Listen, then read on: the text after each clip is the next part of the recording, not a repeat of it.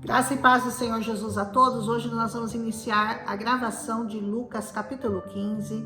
São 3 parábolas muito conhecidas: a parábola das 100 ovelhas, a parábola da dracma perdida e a parábola do filho pródigo.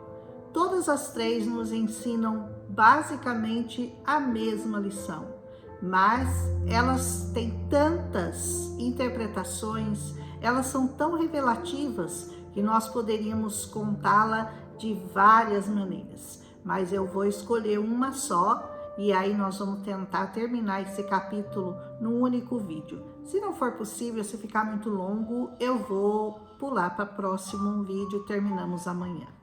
Diz assim: todos os publicanos e os pecadores estavam se reunindo para ouvi-lo, para ouvir Jesus. Os publicanos, como vocês sabem, eram aqueles coletores de impostos. Havia aqueles judeus que haviam se corrompido, não vamos dizer se corrompido, mas era uma maneira deles sobreviverem, e eles cobravam impostos de seus próprios irmãos judeus, porque os judeus estavam sob o domínio dos romanos. Então esses publicanos eram coletores de impostos, pecadores, todo o povo restante. Mas os fariseus e os mestres da lei o criticavam. Então tinha publicano, pecador, fariseu e mestre da lei, que estavam criticando ao Senhor. Este homem recebe pecadores e come com eles, como assim? Então, porque eles se consideravam muito acima, né, uma casta muito elevada, então eles não se misturavam com o povo, eles eram superiores, eles estavam acima, né, de tudo e de todos.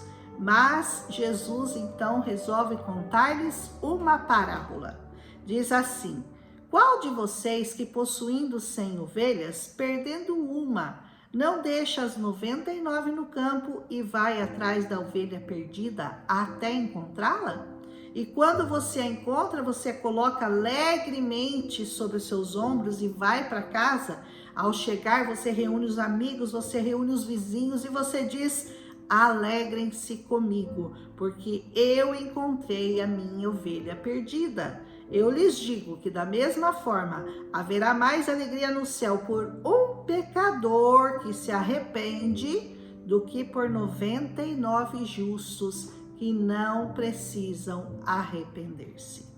Quem são esses 99 que se consideram justos? Na verdade, nós sabemos que todos nós pecamos, todos estamos debaixo de pecado, mas aqueles que se consideram justos, eles não vão buscar perdão, eles não vão ser encontrados por Jesus, porque eles já se acham superiores, eles já se acham doutores da lei, eles já se acham salvos, mesmo sem Jesus. Mas o Senhor Jesus está atrás, sabe de quem? Está atrás de você, da ovelha perdida, que é diferente do filho pródigo. O filho pródigo, ele já está na casa do pai. Essa ovelha perdida, ela não está na casa do pai. Mas o final, quando Jesus a encontra, é o mesmo, é alegria. Jesus está buscando ovelhas perdidas. E nós ajudamos com o nosso trabalho de evangelismo. Cada vez que você fala e um pecador se arrepende e ele recebe essa palavra no coração, você alegra o coração do Pai. Aleluia! É muito bonita essa parábola das 100 ovelhas e uma perdida que o Senhor se alegrou em encontrar. E diz assim: eu lhe digo que da mesma forma haverá mais alegria no céu por um pecador que se arrepende do que por 99 justos que não precisam arrepender-se. Ou qual é a mulher que possuindo 10 dracmas, veja bem, ela tem 10 dracmas, pode ser 10 filhos, pode ser 10 amigos, pode ser 10 talentos, pode ser 10 coisas que ela tem como importante. Um dracma naquele tempo equivalia a um salário. Então um dracma era uma coisa muito valiosa e ela possuía 10, mas ela perdeu um dos seus dracmas e não acende. Daí o que ela faz? Ela não vai acender uma candeia, não vai varrer a casa todo e não vai procurá-la atentamente até encontrá-la? E quando a encontra, reúne suas amigas e vizinhas e diz: alegrem-se comigo, porque eu encontrei a moeda perdida. Eu lhes digo que da mesma forma, há alegria na presença dos anjos de Deus por um pecador que se arrepende. O pecador é a dracma perdida dessa mulher. E ela está varrendo a casa, e ela está buscando, e ela está buscando. Da mesma forma, essa dracma pode representar para você essa palavra. E quando você encontra alguma coisa tão valiosa nessa palavra, porque todos os dias você encontra uma dracma nessa palavra. Essa palavra é cheia de revelações, é cheia de instruções, é cheia de coisas que proporcionam alegria para nós. E o Senhor diz que quando você encontra essa dracma perdida, você vai se alegrar e você vai alegrar o coração do Pai. Procure essa dracma na sua vida. Talvez alguma coisa que você não sabe o que está causando tristeza na sua vida, seja essa dracma que você precisa procurar com zelo, com atenção. E essa dracma vai ser encontrada quando você estiver buscando essa dracma com a candeia acesa. E a candeia é Jesus. Aleluia! Busque encontrar a dracma perdida. Eu acho linda essa parábola também. E Jesus continuou. Das 3 parábolas, você viu que tudo termina em alegria, né? Alegria pelo pecador, alegria pela dracma e agora alegria pelo filho que estava na casa do pai, mas que resolveu sair da casa do pai, resolveu sair do amparo do pai. Ele diz assim: um certo homem tinha 2 filhos, o mais novo disse para o pai: pai, eu quero a minha parte na herança. E assim ele repartiu a propriedade entre eles. Não muito tempo depois, esse filho mais novo reuniu tudo que ele tinha e foi para uma região distante do pai, longe do pai. E lá ele desperdiçou seus bens, vivendo irresponsavelmente. E depois de ter gasto tudo, sabe o que ele fez? Houve uma grande fome em toda aquela região e ele começou a passar necessidade. Se você está longe do Pai, você vai passar necessidade na sua vida. Por isso, ele foi empregar-se com um dos cidadãos daquela região que o mandou para o seu campo a fim de cuidar de porcos. A pessoa que se afasta do Pai termina no meio dos porcos, no meio da lavagem, no meio da imundícia, do pecado. E ele desejava encher seu estômago com as vagens de alfarrobeira que os porcos comiam, mas ninguém lhe dava nada, nem lavagem ele conseguia para comer.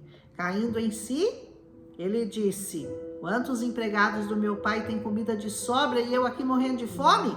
Eu vou me pôr no caminho, vou voltar para o meu pai e vou lhe dizer: pai, pequei contra os céus e contra ti.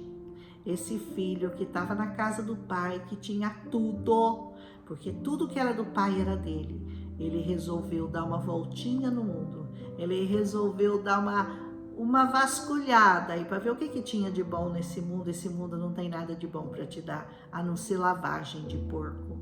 E aí, quando ele caiu em si, ele falou: eu vou voltar para a casa do meu pai e vou pedir para ele perdão, para não ser nada, apenas poder estar perto dele. Eu me porei a caminho, voltarei a meu pai e direi: pai, eu pequei contra o céu e contra ti. Reconheça, se você está longe do Senhor, você tem pecado contra o céu e contra o Pai. Eu não sou mais digno de ser chamado teu filho. Olha que triste, né? Trata-me como um dos seus empregados. Se você me tratar como um dos seus empregados, já tá bom demais para mim. Já seria suficiente para eu ter comida em abundância, para eu poder me vestir, para eu poder ter paz. Olha, aquele rapaz, ele queria ser tratado não mais como filho, mas como um empregado. Ele sabia que ser tratado como empregado, mas estando na casa do pai, ainda seria melhor do que no lugar onde ele foi buscar a falsa felicidade. A seguir, levantou-se e foi para seu pai. Estando ainda longe, seu pai o viu. E cheio de compaixão, correu para o seu filho, abraçou-o e o beijou. Quando você decidir voltar para o Pai, saiba que é assim que o Senhor vai te receber, de braços abertos. Não importa quanta bobagem você tenha feito, não importa quantos pecados você tenha cometido, não importa o que você tenha feito, estragado, detonado com a sua vida, seu Pai terá prazer em recebê-lo de volta no aprisco dele. E a seguir, o filho lhe disse: pai, eu pequei contra o céu e contra ti. De novo, né? Não sou digno mais de ser chamado de teu filho. Mas o pai disse aos seus servos: depressa, tragam a melhor roupa, vistam-no, coloquem um anel no seu dedo e calçados nos seus pés. Seu pai tem um anel para te dar, um anel que significa uma aliança. E o calçado é aquele que vai te proteger da maldade desse mundo. Vai calçar os teus pés contra toda a sujeira, contra o pó deste mundo. E as roupas que ele vai te dar são roupas de santidade. São roupas que simbolizam que você pertence a ele. Aleluia! Tragam um novilho gordo e matem-no. Vamos fazer uma festa, vamos comemorar. Não bastava só dar a roupa, dar o anel, dar a sandália. Não, nós vamos matar um novilho bem gordo e nós vamos comemorar. Pois esse meu filho estava morto e voltou à vida. Estava perdido e foi achado. Olha que lindo, né? E eles começaram a festejar. Talvez você esteja morto como esse filho, morto nos seus pecados, nos seus delitos, nas suas tristezas, nas suas angústias, na sua depressão, nos seus vícios. Eu não sei no que você está morto, mas o Senhor tem prazer em receber você de volta como filho, colocar um anel no seu dedo, sandálias nos seus pés e matar ainda um novilho para fazer festa pela sua volta à presença do Pai, na fazenda do Pai. Enquanto isso, o filho mais velho, e começaram a festejar. E o filho mais velho estava no campo. Quando ele se aproximou da casa, ele ouviu a música e a dança. Ele falou: epa, o que está acontecendo na casa do meu pai? Estão fazendo festa para quem? Por que estão festejando? Então ele chamou um dos seus servos e perguntou-lhe o que estava acontecendo. Veja bem, ele não chamou o pai, o que significa que ele não era muito próximo do pai. Senão ele teria chamado o pai para perguntar o que estava acontecendo. Não, ele chamou um dos servos. Então veja bem, ele estava na presença, ele estava vivendo, ele nunca saiu do lado do pai, mas ele não era próximo do pai, ele não era íntimo do pai, porque ele não chegou no pai para perguntar o que estava acontecendo. Ele perguntou para um dos servos do pai. Esse respondeu: seu irmão voltou e seu pai matou o novilho gordo porque o recebeu de volta são e salvo. E ele se encheu de ira e ele não quis entrar. Então o pai saiu da casa e insistiu com ele. Mas ele respondeu ao seu pai: olha, todos esses anos eu tenho trabalhado como um escravo ao teu serviço. Eu nunca te desobedeci, nunca desobedeci as tuas ordens, mas tu nunca me deste um cabrito para eu festejar com os meus amigos. Mas quando volta para casa esse seu filho que esbanjou os teus bens com prostitutas, matas o novilho gordo para ele. E disse o pai: meu filho, você está sempre comigo e tudo que eu tenho é teu. Mas nós tínhamos que comemorar e alegrar-nos, porque esse seu irmão estava morto e voltou à vida, estava perdido e foi achado. Eu quero refletir com você sobre esses dois filhos, aquele que estava na casa do pai, mas que resolveu vender a parte dele e ir para uma aventura, e esse daqui nunca se apartou do pai, ficou ali servindo ao pai, só que ele não sabia reconhecer, perdoar aquele irmão. Ou seja, ele era aquele que fica dentro da igreja, que nunca sai da igreja, mas que quando vê um pecador entrando e sendo reconhecido, recebendo vestes, recebendo anel, recebendo honra, ele fala: como assim que ele vai receber honra? E eu tô aqui a vida inteira servindo e eu não tô recebendo essa mesma honra?